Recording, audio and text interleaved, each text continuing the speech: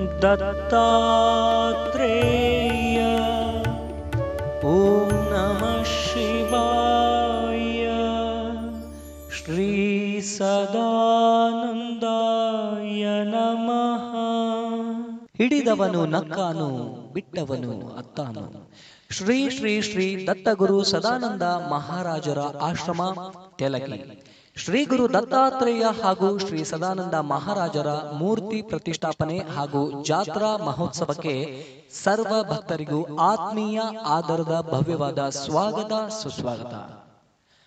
ಪ್ರಿಯ ಭಕ್ತ ಬಾಂಧವರೇ, ದತ್ತಾವತಾರಿ ಶ್ರೀ ಬಾಬಾರವರ ಕೃಪಾಶೀರ್ವಾದದಿಂದ ದಿನಾಂಕ 23/8 ರವಿವಾರ ಬೆಳಿಗ್ಗೆ 9ರಿಂದ ಶ್ರೀ ದತ್ತಾತ್ರೇಯ ಹಾಗೂ ಶ್ರೀ ಸದಾನಂದ ಬಾಬಾರವರ ಮೂರ್ತಿಗಳ ಮೆರವಣಿಗೆ ತೆಲಗಿ ರೈಲ್ವೆ ಸ್ಟೇಷನ್ ಸಮೀಪದ ಶ್ರೀ ಗಣಪತಿ ಮಂದಿರದಿಂದ ಶ್ರೀ ಬಾಬಾರವರ ಆಶ್ರಮದವರೆಗೂ.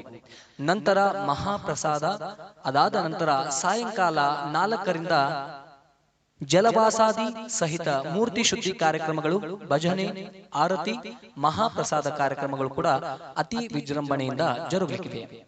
ಶ್ರಾವಣದ 2ನೇ ಸೋಮವಾರ ದಿನಾಂಕ 24/8/2026 ನಸುಕಿನ 5:30ರಿಂದ ಗಣಪತಿಯ ಪೂಜೆ, ವಿವಿಧ ಪೂಜಾ ಕಾರ್ಯಕ್ರಮಗಳು, ಹೋಮ, ಪೂರ್ಣಾಹುತಿ, ಅಭಿಷೇಕ, ಅಲಂಕಾರ, ಮೂರ್ತಿ ಪ್ರತಿಷ್ಠಾಪನೆ, ಧ್ವಜಾರೋಹಣ ಹಾಗೂ ಬೆಳಿಗ್ಗೆ 10ರಿಂದ ಸುಮಂಗಲೆಯರಿಂದ ಪೂರ್ಣ ಕುಂಭ ಮತ್ತು ಆರತಿಯೊಂದಿಗೆ ಶ್ರೀ ಬಾಬಾರವರ ಭಾವಚಿತ್ರ ಮತ್ತು ಪಾದುಕೆಗಳನ್ನ ಶ್ರೀ ಮಾರುತೇಶ್ವರ ದೇವಸ್ಥಾನದಿಂದ ಮೆರವಣಿಗೆಯ ಸಮೇತವಾಗಿ ಮಂಗಳವಾದ್ಯ, ಡೊಳ್ಳು ಕುಣಿತ, ಬಹಜಾ ಭಜಂತ್ರಿ ಹಾಗೂ ಇತರ ವಾದ್ಯಗಳೊಂದಿಗೆ ಅತಿ ವಿಜೃಂಭಣೆಯಿಂದ ಆಶ್ರಮದವರೆಗೂ ಕೂಡ ಕರೆತರಲಾಗುತ್ತದೆ.